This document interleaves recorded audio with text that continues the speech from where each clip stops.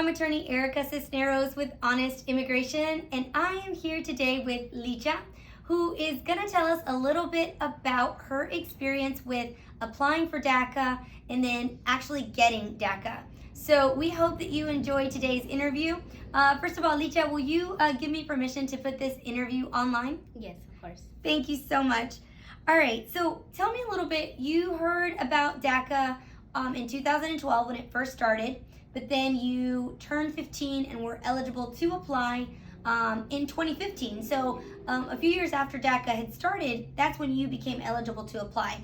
Tell me a little bit about how you prepared and figured out what to do to start this process to be able to apply for DACA. So basically what we did, we really didn't know where to start or how to start a process for DACA. Mm-hmm. We basically started from when we first heard of it. We would listen to what people would say, and we started to, well, first I think we went to school to get like my school records and thought that was going to be it, until we went to a free clinic and they told us, and they gave us the packet to fill out the forms. Wow, so you had no clue. Now, who guided you along this process? Like, was there someone that told you what forms you needed or a list of required documents to send in? I mean, who guided you along the process of applying? So we went to a free clinic that our community had at the moment, and it was a lady, she basically we arrived and we told her we wanted to apply for DACA, and she gave us a packet and told us, well, you need to fill this out, Mm-hmm. and that was it. And she told us like to get proof of that we've been here since 2007, and well, we didn't know what proof. We just, okay, like we started to look for things that we could find from 2007 to 2015 and filled out the application with what we could. Now, so this free clinic that you mentioned, my understanding is there was no attorneys at this at this free clinic. And so was it one of those situations where your parents took you and you went for a few hours, you got it all filled out, got it done? Was it that type of situation? No, so there was an attorney there. There wasn't nobody really that you could ask your questions and they were 100% sure that that was the right response. It was just a lady that she was helping the community for people applying for DACA, but we would go there for various hours. It wasn't just going and asking and them telling us. We had to wait our turn. Mm-hmm. There were other people there, a lot of people there waiting their turn also.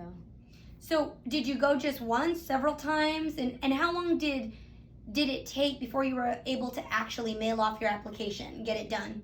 So we went there various times, maybe 4 or 5 times, and we would go. If we had questions, we'd ask. Then we'd go back and search for a document if that's what we needed, and then we'd go back again and ask if that was what we needed or if we needed something else. Mm-hmm. And we were there for hours. It wasn't 1 hour 30 minutes or something. We were there for 4 or 5 hours. Oh, wow. 6 to 10, 7 to 10.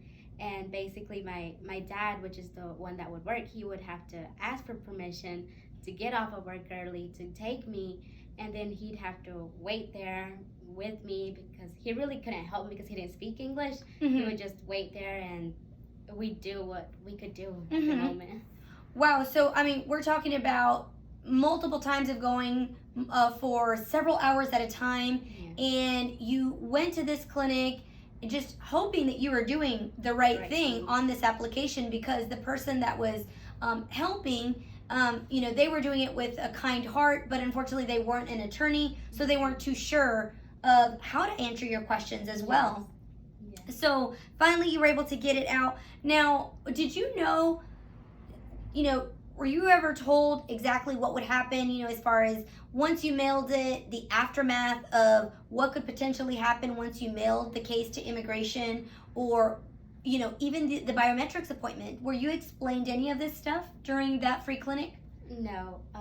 We basically just got the application, filled it out as best as we could, and when it got to the point it needed to be mailed, we honestly didn't know where to mail it to, who to mail it to, like which department to mail it to, because we didn't know where our DACA application was going, after it was mailed, we didn't know what to expect. They never told us, oh, you're gonna get this notice and then this one and then this one. We just basically waited and hoping everything was right. And when the biometrics came, we went. We didn't even know where to go or what we needed to go to take with us. Everything, we just basically did it. You just didn't hope for the best. Hope for the best. Now, I hear a lot of people saying, they're like, oh, just follow the instructions. You could do it on your own.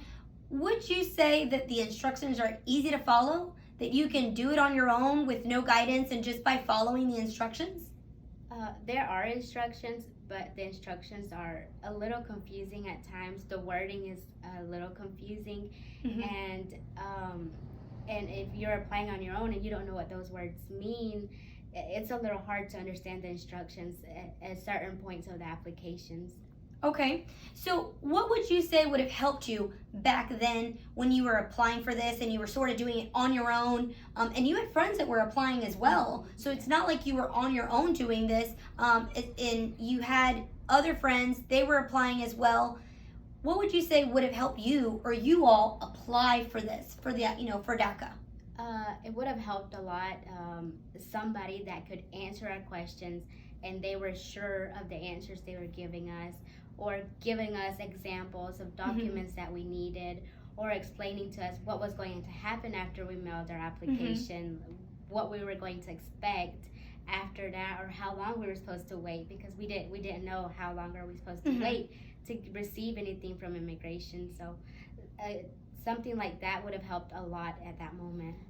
So as you know, Licha, we're coming out, of course, because we've been working on this, and we're coming out with a DACA tutorial on June 11th. So just in a short while, we will be coming out with this tutorial. And I love it because it explains from the beginning, what forms you need, what documents you need, and it just helps you step by step, question by question, how to fill the forms out. Then it helps you also, it gives you checklist explaining, hey, don't forget to do this before you mail it. It tells you where to mail it, how to mail it, because that's very important as well. It gives you tips on what to do once you mail it off, what possible solutions to sort of problems you may encounter. We also answer a lot of frequently asked questions. So as you mentioned, those questions that you had, were more than likely very common questions. Yes. That a lot of probably your friends had as well. And so we answer a lot of frequently asked questions in this DACA tutorial. And so tell me, you've watched it. Would you recommend this tutorial to somebody who is applying for DACA and says, I think I'm going to try doing this on my own? Yes, if you really want to do this on your own, I would really recommend you what we're offering. It will help a lot to somebody actually give you, oh, this is what you need. This is an example of what you need. This is what is going to happen in this time period. Basically giving you the instruction, which I wished I would have had that information. Unfortunately, I didn't, but yes, I would really recommend it so that you don't feel alone. And you know what to expect in the future. You know what to expect with your application, or once you're mailing it, you know what you're going to expect after that, and you're not there thinking, oh, I don't know what's going to happen. Exactly. And so that is what we hope to do with this DACA tutorial, is to be able to help this process be much easier for you, as opposed to feeling, just confused and uncertain once you mail it off. So we are hoping to be able to eliminate all of the confusion and the uncertainty with this DACA tutorial that will be out on June 11th. And so thank you so much, Licha, for the interview. You're welcome. Thank you.